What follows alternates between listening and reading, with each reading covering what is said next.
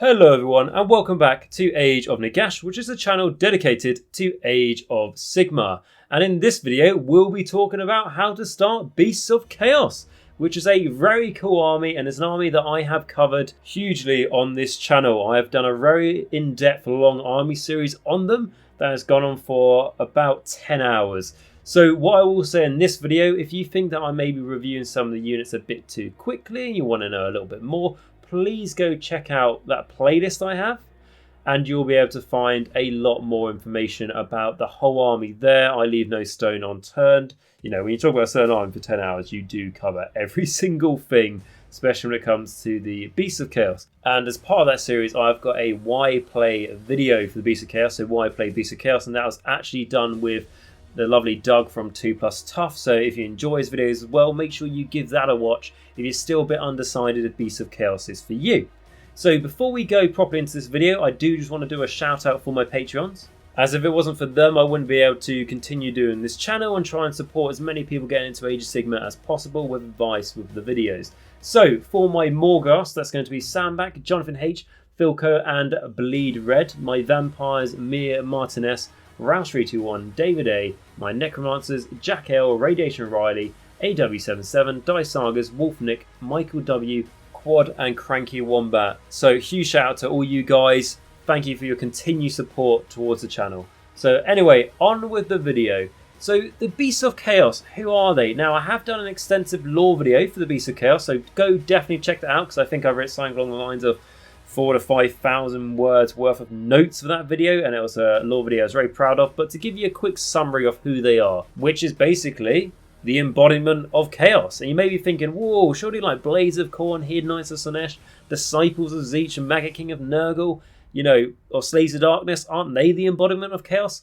Well, the Beasts of Chaos, for the majority of them, you can go God Pacific, but the majority of them don't really care for the Chaos Gods, because if they support one of them, they're neglecting every single other part of Chaos as a whole. And interestingly, when you read their battle tone, you realise that actually the battle tone for Beasts of Chaos is obviously all about the Beasts of Chaos, but also explains like the beginnings of the mortal realms a bit. So if you want a bit more knowledge there, definitely a good read if you got the battle tone, because make sure you read the lore because you'll learn a lot behind it. And there's lots of different theories of how the Beasts of Chaos came about, because they were one of the first things in the mortal realms before the Age of Sigmar, arguably, you know, before the Age of Myth as well. They are really, really ancient, so no one really knows how they came about.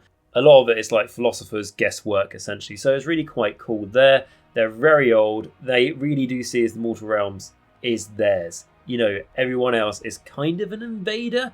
Even if you go, well, there was maybe some other tribes around the same time as Beasts of Chaos, you know, who's to say that they didn't come first? But the Beasts of Chaos very much work along the lines of might is right. So if they're more powerful and stronger than the other, let's say, tribes of humans who they shared the mortal realms with at the time, they don't deserve it. They're not the strongest. They're not the mightiest, right? They are not the alphas of the realms.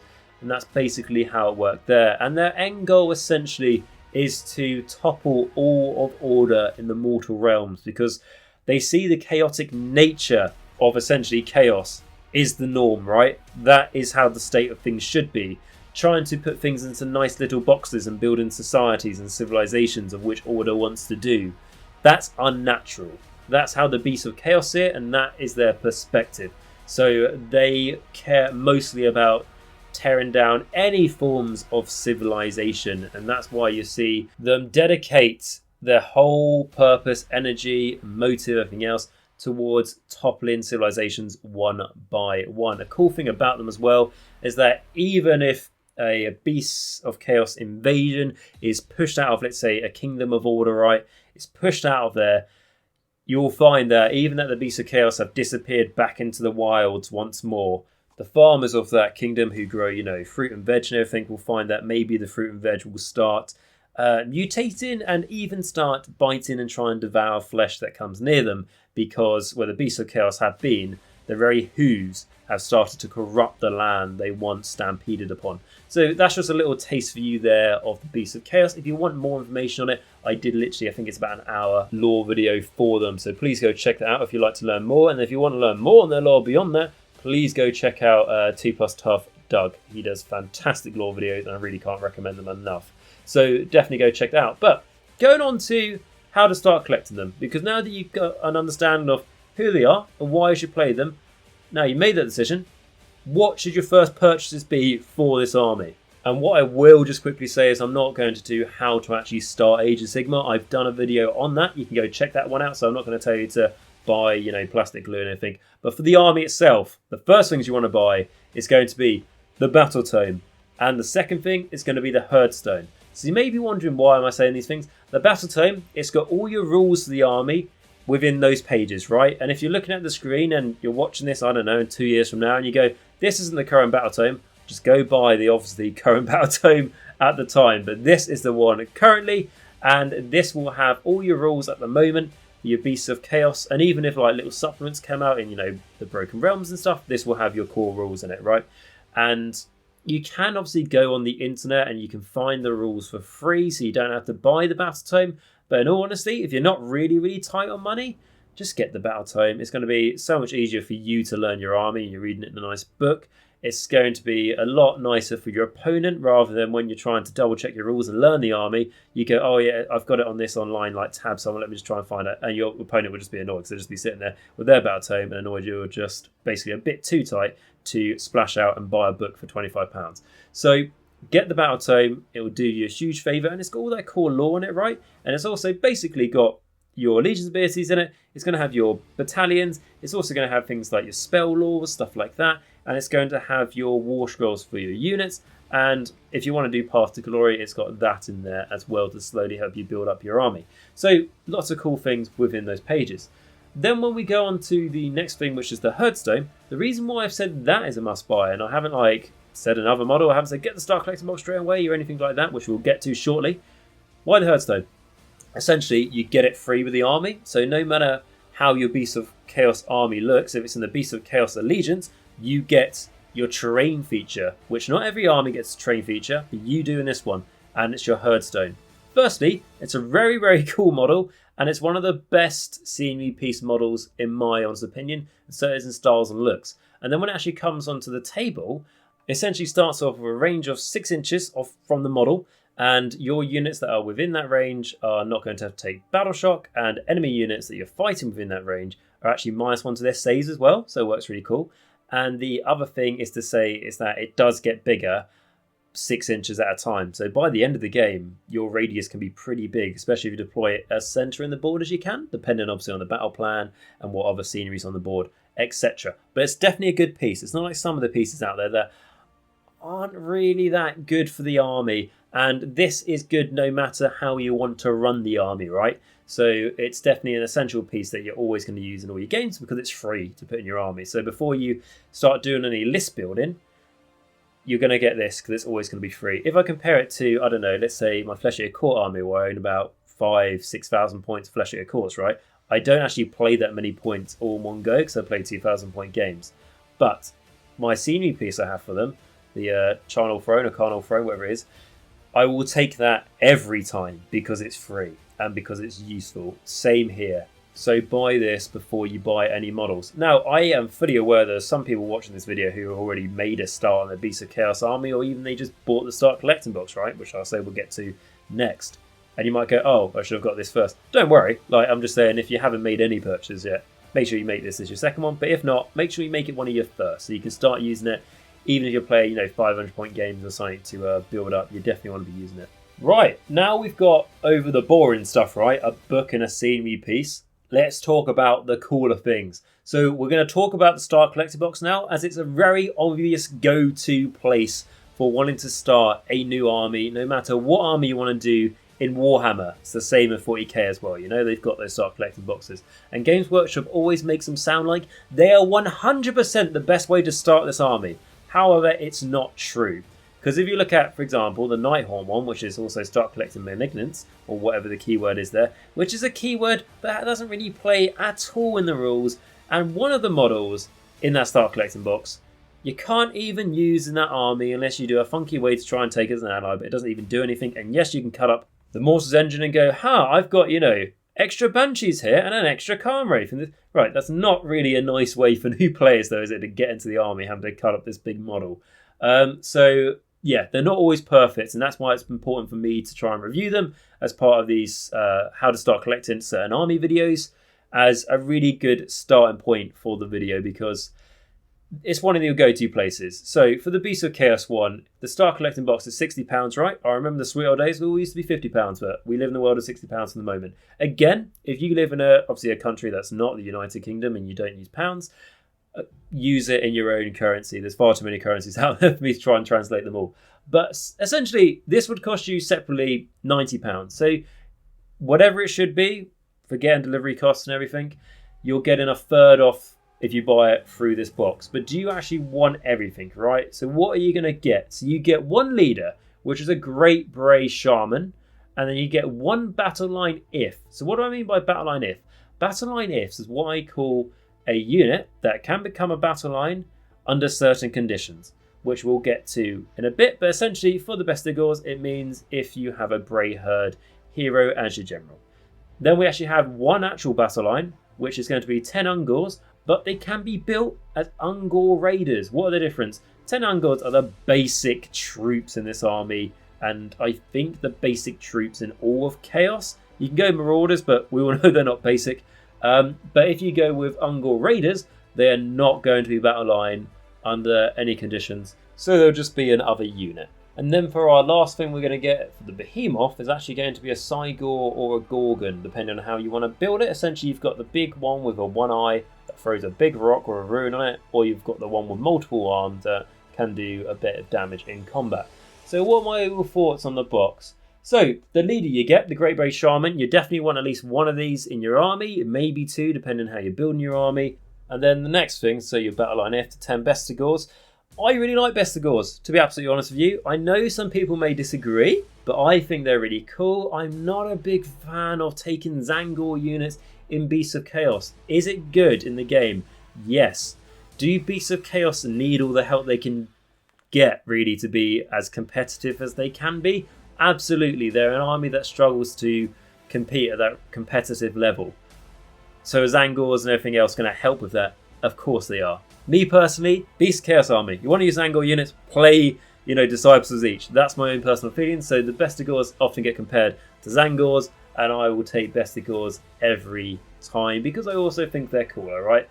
And they are the best score, obviously. You can't get away saying that if you're going to talk about them. And then you've got your battle line, the 10 Ungors or the Ungor Raiders. So with this box, I just want to say, you have everything you need to have a 1,000 point game. No, you don't have 1,000 points worth of models in this box. But you have your two battle line and you have a leader, right? But if you go with the Ungor Raiders, then you don't have that second battle line. But I honestly think Ungor Raiders are better. When I did my really long review on the Beasts of Chaos and in the Bray Herd video, like I say, go check that out for more in-depth reviews. I really did like the Ungor Raiders because they're still really cheap and you can take them in big blobs. And unlike the normal Ungors that are just kind of there for chaff or a screen or just there for board control to sort of stop the enemy deep striking and everything or charging you. However, the Ungors do all this as well, but they can shoot for just a bit more points. But the great thing about them is they actually have a pre-game move. And is this like pre-game move like before the inevitable FAQ to stop the Stormcast basically dropping 30 Liberators on you straight away and whatever else? No, it's not that powerful. But it can mean it can stop those sort of things by stopping enemy alpha strikes, because if you can win that roll off against that Stormcast build as an example, so you get to do your pre-game move first, or you're just going against a normal alpha strike, you'll just get to do it anyway. And then you can just push them 6 inches forward, and then it's just going to stop the enemy being able to charge everything they want to get to turn one. So it can be a good help against those alpha charge armies. The other thing that's cool with them, with the extra move, is it then means they can be within range of the enemy, more than likely, to be able to shoot in your first turn if the enemy makes sure you go first. So I do really like that. It gives them that little tactical edge. There's so many units in Beasts of Chaos, like when I reviewed them all, that people would just write off and go, no use at all. When actually, if you look at them as this unit isn't just here to wipe out enemy units, it's got more of a tactical sort of a movement role or model placement role, they can be really quite useful. And that's why I think the Ungor Raiders for a little bit more points. They're not going to be your battle lines. You still need to sort that out, obviously, when you're building your army. But you're going to get more use out of them, and they're going to be more versatile. So that's what I'll say for the young Gors and the young Raiders there. And then the Behemoth, the Sigor Gorgon. So they get a lot of stick, right? Especially the Sigor and the Gorgon, because they're not very survivable. They're not expensive in points either, right? But the biggest point it gets the stick, like I say, is the Sigor. And I actually personally think it's better because your Gorgon can do a fair amount of damage if you roll lucky in combat, right? But it's got a 5-up save, and you have to attack with it first. Otherwise, the enemy's going to kill you or weaken you a lot before you get to hit with your guy. So I'm not a fan of it. However, if you go Sigor, then you can use it in Darkwalkers to teleport behind your enemy lines and try to kill their 5-wound wizards. Now, I know that's very situational, but by dropping a big model like that behind their enemy lines, your enemy probably knows it's not fantastic, the Sigor, but they're going to have to try and deal with it. And they're going to have to take something that can kill the Sigor, which admittedly isn't going to be the hardest hitting thing in the game to kill it, but it's going to be something that's worth more than the Sigor, and it's like a distraction piece at that point. The Gorgon, I do love, and I do really like these models, but the Gorgon, like I said, if you're only making like one charge, it's if you're making multiple charge, and one of them is a Gorgon against something that's a bit nasty as well, the Gorgon will suffer for it. So if you want to take Bullgors and stuff like that in your army, and they make a charge, and so does the Gorgon, into different things, and then you go, well, I'm attacking the Bullgors first because they can do more damage, let's say, you know, the Gorgon is going to fall prey for basically being hit too badly in the first place. So that's my sort of thoughts with it, but I do think they have uses. Again, I've spoken to people about the Sigor and the Gorgon conversation many a times, but I think it's a cool model, and I think it's, you know, if you really like a model, you're going to take it, aren't you? So that is the Start Collecting Box. What's my overall thoughts about it? I would say it's a good Start Collecting Box. So it gets a thumbs up from me. It gets a pass. And what would you do after you got the Start Collecting Box to build your army? Again, with these How to Start Collecting Army videos, like I say, many of these armies can be built in so many different ways. And I'm not going to tell you what models you can buy and what models you can't buy, because obviously that's completely up to you. You're doing this whole hobby because you like certain models and you want to collect them. So building the army is completely up to you. There's only so much advice I can give you there. But what I will say is buying multiple of these Start Collecting boxes is not a bad idea. If you want to get your numbers up of Ungor Raiders, if you want to start taking lots of Bestigors, which I do because I think they're really cool, and then yeah, you'll get an extra Sigor or Gorgon. You might go, oh, they're not really great, maybe I'll have one, but that's about it. So what? Doesn't matter. They're cool models you can have in your back pile. You know, you can sell them later if you want to. Or you can go, you know what? Screw it. I want to take as many of these big monsters as I can for a laugh, right? In Warherd or something. So you've got that. But then with your Leader the Great Brave Shaman, it's very good. And definitely worth having, and maybe more than one. And that's going to lead me on to the next thing I want to talk about, which is going to be auto-includes and almost auto-includes for Beasts of Chaos. Now, what I will say is, I said this also when I did my long in-depth review of them, although I've studied a lot of Beasts of Chaos, I haven't actually got an army of Beasts of Chaos myself, so if you've got more experience or anything like that, and there's anything here that you disagree with, please let me know in the comments so we can all learn for it. So I'll say that, I haven't got the definitive answer, but from what I can see, and from what I like, this is how I would do it. So the auto-include, you've got a Great Brave Shaman, so we were just talking about him. The reason why I say he's good is because he can increase the movement of your Brayherd units in your army. So there's a caveat there, right? Because that's Brayherd unit. It's not going to help out your Warherds, which are things like your Bullgors, your Gorgons, stuff like that. It's not going to help out your Dragon Ogres, as an example, or some of your monsters in your army. It's not going to do that. It's just going to be your Brayherds. But to be honest, unless you're going very niche in how you want to build your army, your Brayherd's going to be a big part of it. So that's why I said he's there. Also, if he's the general, the same with the Beast Lord. You can then take Bestigors as your battle line, right? Which is good and is cool. So the Great Brave Shaman as well, you can see why you have a couple of them, because his aura to give extra movement isn't like, you know, board wide. And he's also a wizard as well. Why I haven't got the Beast Lord on there is just because I think he's cool, but he doesn't really add that much to your army. If you're going all Brayherd, everything, should you add one? They're goddamn cheap, so you can always add one, maybe two, depending how you like it. You can even turn them into a little bit of a wrecking ball, and I talked about that when I reviewed him back in the Brayherd video. So then moving on to the next one, the Doombull. Why do we like a Doombull? Why would you not like a fuck off huge Minotaur with a massive axe? Now, there are cooler sculpts out there. That's all I'm going to say on that. But the Doombull, why have I said he's an auto-include? And people would go, he's not an auto-include, you know, he's not the best thing in the book. He's not the best thing in the book. But he makes your Minotaurs, now called Morgasts, battle line, right? And he greatly helps them out with his command ability and other buffs he can do. And what that means is that if you want to go all Warherd, which like I said is the Morgast stuff and the Tiger and the Gorgon, he is going to make your Morgasts a battle line. So there you go, it's possible. You can have an all Minotaur army if you would like.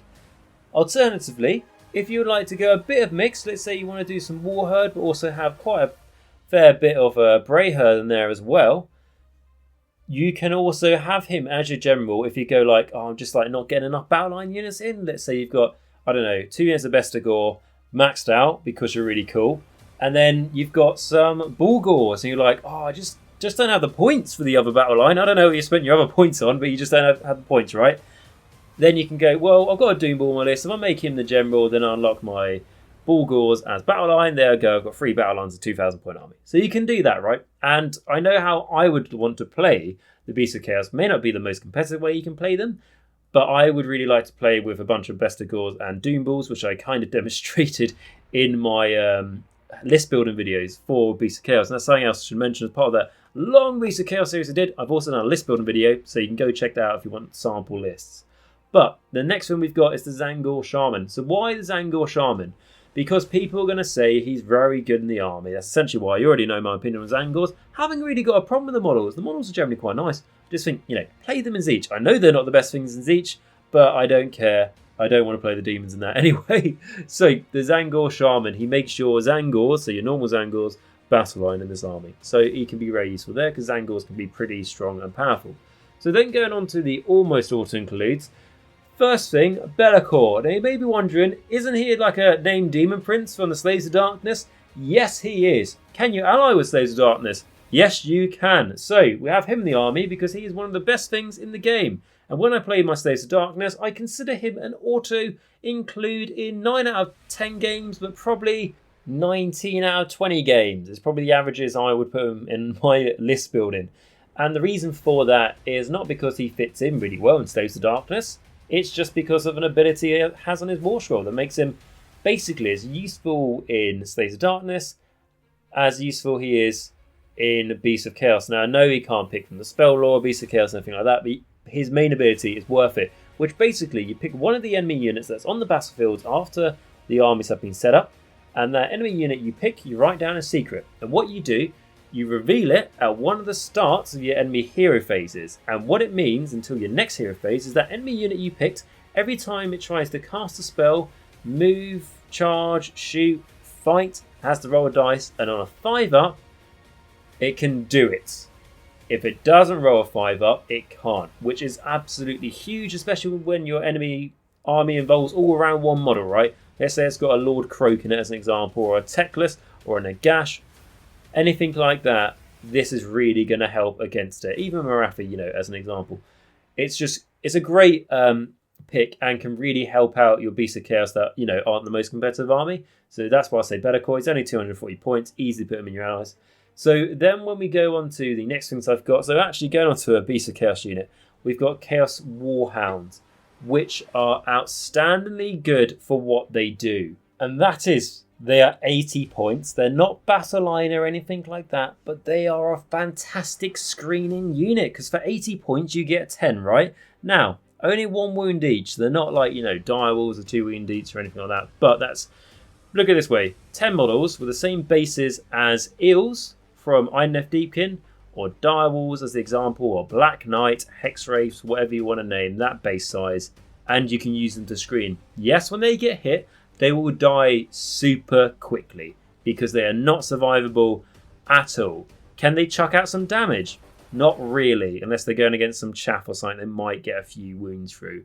But as a screening unit, fantastic. Are they fast? They are incredibly fast and they work really well. And they're so cheap. So I've even allied these into my Slaves of the Darkness army, right? What, ally in a Beast of Chaos unit into Slaves of Darkness For what reason? Because of the screen. Because when I run like Host of the Everchosen, which is an incredibly elite army, I don't really have many models of how I build it. So when I have like 80 points spare, or maybe even 160 points, so I really want to go for it, I can put 10 of them in front of my army and 10 of them behind my army for when I move up in case the enemy's going to try and deep strike behind me to try and countercharge me. They are fantastic for that job, and I really, really do like them. When you looked at my list building videos, you will see that I actually included them in a lot, if not all of those lists. So I'm a huge fan of the Chaos Warhounds, and it's all about, like I said, tactical movement, everything like that, screening. If you look at their war scroll and you go, how is this going to, beat the enemy off objectives, everything like that, it's not going to, but it can help in so many other ways. Okay, so then we've got the Ungor Raiders, and really I've covered why I think you should take them, because they have that pre-game move, which is a good counter to some alpha striking. They have that shooting, that's just good, and don't get me wrong, their shooting isn't fantastic, but the weight of dice will help you with that one. And then you've got, interestingly, last pick, a Khorne Demon Prince. So why have I put him in there? Because if you're wondering, Khorne, is he Blaticon? No, he's just the Slaves of Darkness one, but I make him Khorne because he fits in best in your army. And the reason behind that is because the Khorne Demon Prince command ability is good, regardless if the rest of your army is in March, the Khorne keyword, etc. So fits in with Beast of Chaos, right? Because what he can do for his command ability is enemy units within 18 inches of him, when he does this command ability, have to then half their run and charge rolls when those rolls are made, which is huge because it also lasts until your next hero phase. So if the enemy double turns you and you manage to trigger this, you are going to annoy them to hell with their charging ability, because that means even on a 3-inch charge they could fail it if they roll a 1 or 2, right? Or if it's a 7-inch charge, they can't make it because you can't. And basically the most they can get is going to be just a 6, right? Because half their charge. Now of course they can get pluses to charge. We're not going to go into all of that now, but it can be really good, and it shows that this guy is adding a lot to your army by being an ally. He's not one of those units that only does well if he's in his own allegiance to benefit from everything else. Of course he's made better that way, but he can still be useful in your Beast of Chaos army. The other thing I'll say about him as well is that he will always fight first because he's Immortal Champion, I believe the rule was cool.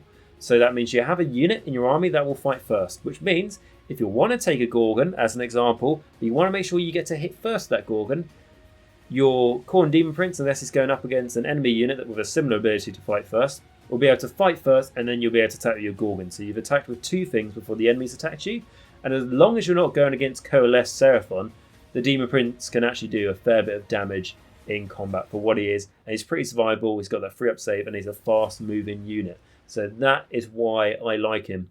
You cannot take Be'lakor and the Demon Prince in the same army for your Beast of Chaos, because then that will come in clocked out, 450 points worth of allies, which are 2,000 points. You don't get that many points to be able to choose from your allies. You only get 400, so you have to pick and choose. But I just thought it was a really interesting point and something to mention, and something as well that's quite different, because it's as I put down, almost auto-include from an other army, right, as an ally, which is quite rare. So what I will just say there at the end of the sort of auto-includes and almost auto-includes, of course there may be more. If there are any more that you can think of, or there's any, like I said, you disagreed with, please let me know that in the comments so we can all learn from each other. I'm not saying these are the only ones. These are just ones that I thought of.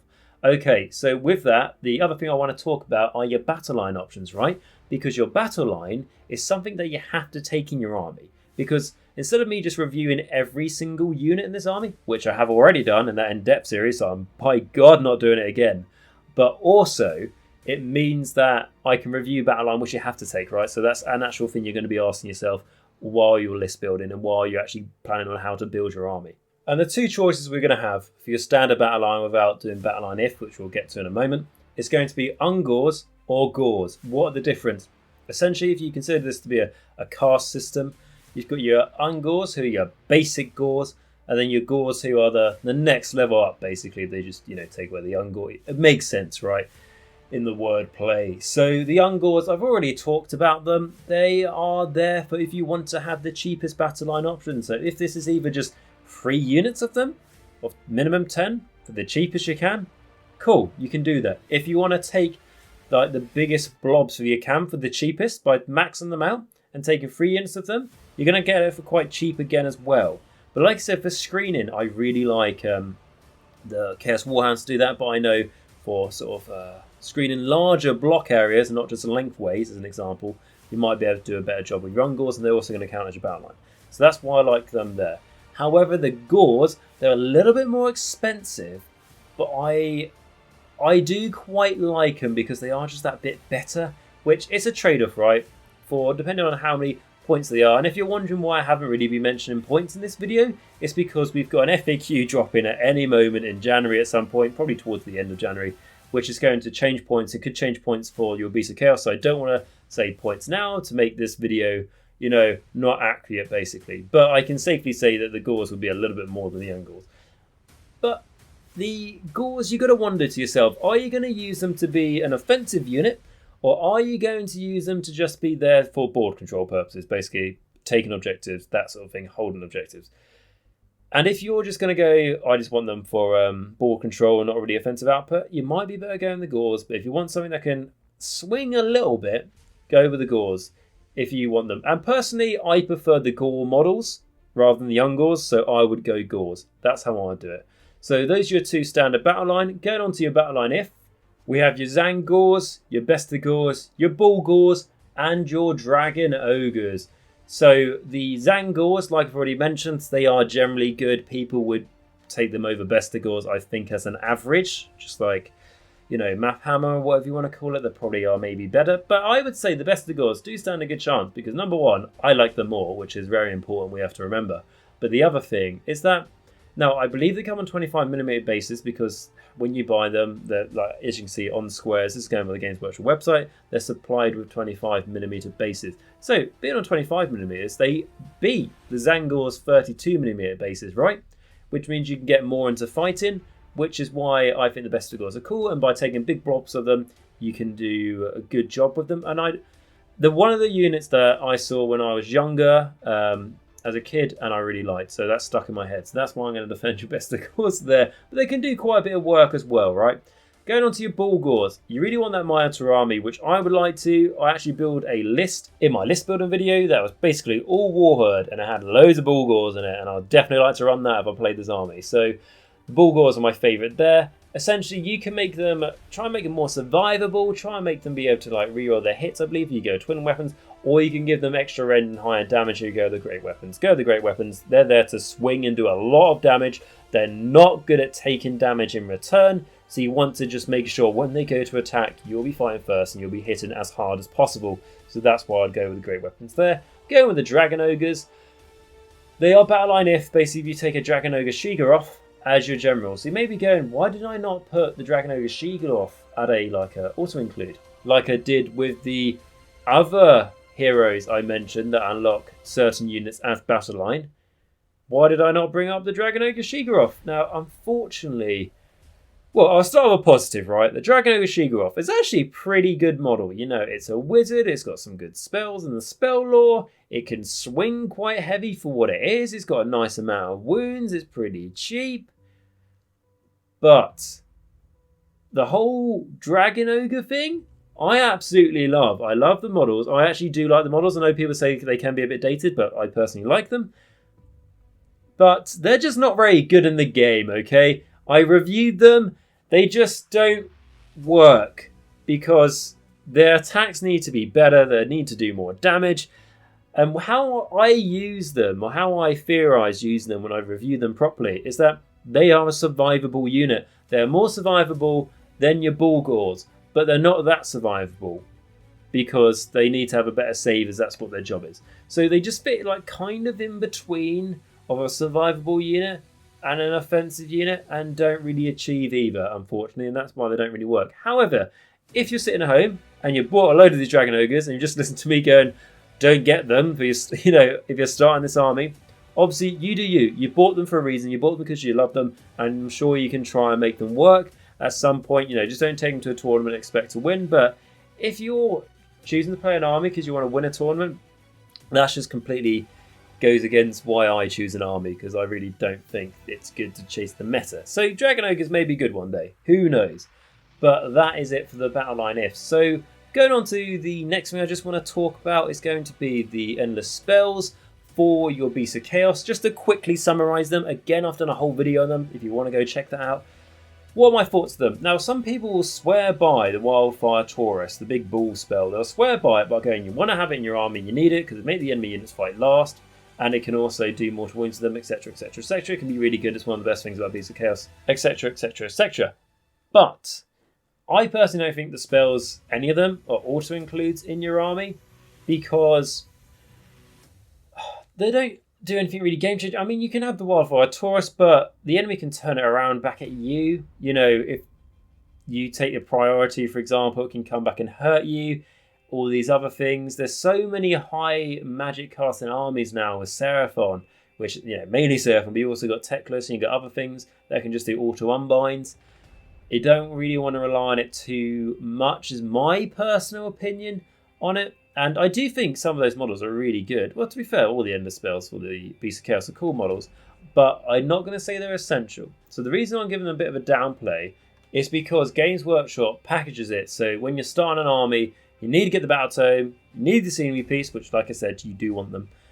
But then the next thing you need is the Endless spells. You need to have the Endless spells in your army. You don't need to, right? Not for this army. That's how I'm going to say it. People may disagree with me. If you do, put it down in the comments and we can have that chat. But for me personally, I feel like I'd rather have something else in the army than the Endless spells, because you just can't rely on them. It's the problem. But what you can do, you can take like one of them can make the enemy minus bravery as an example, and then there are ways to get stacked minus bravery. If you want to take the another good ally, to be fair, for the Beast of Chaos, is if you take the Shuranks, the Mind Stealer, big kitty cat from Slaves of Darkness, it can make enemy units fight last. It's a much more reliable way of making the enemy units fight last as well. With the basically you pick an enemy unit in the hero phase. It's 12 inches away from the kitty cat.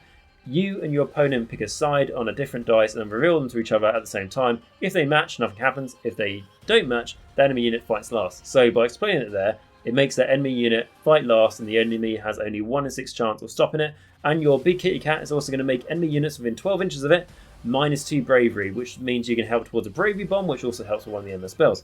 So you can see how I just wanted to quickly explain that to you. So you can make it work, but it's not essential, is what I'm going to say to you.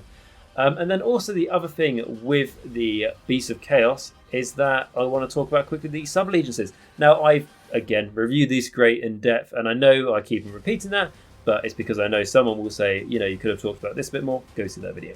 So you've got the All Herd, which is basically in the lore, it's the biggest one, right? And it's good for...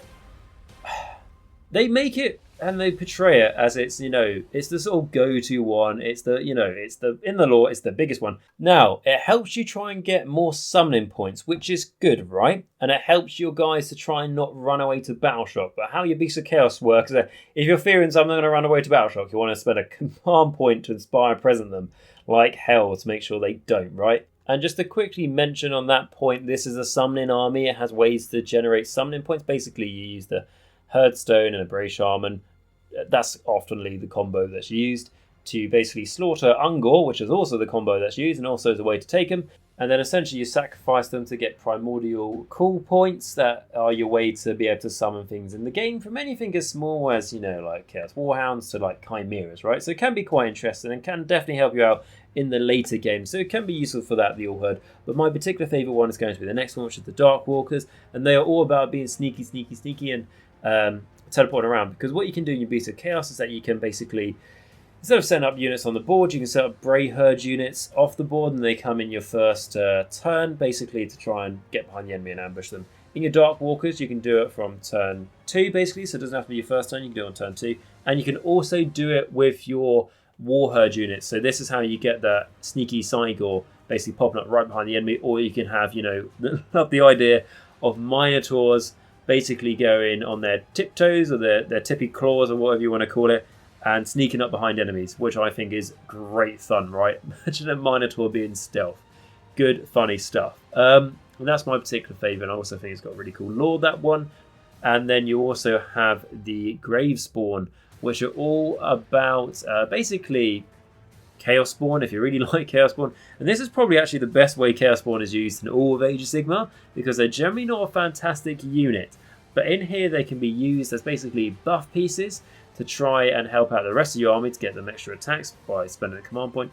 And then you also have basically a way to turn your heroes into Chaos Spawn, which is always good. Always people sort of write off that rule sometimes, but I always say it's great when your hero turns into a Chaos Spawn if he dies, because then you still got that extra model. It's even better if it's an enemy model you've turned to a Chaos Spawn, but if it's one of your own and they're going to die anyway, it's good that you can turn into a Chaos Spawn. You still got that model. It's still great for objective taking. It's still a unit to when, especially when you get a late game, every single unit you have on the board is vital.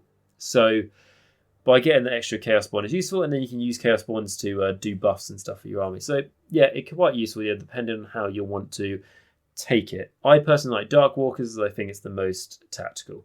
And then that is pretty much it, guys. So again, there's a lot more you can dive deeper into talking about Beasts of Chaos.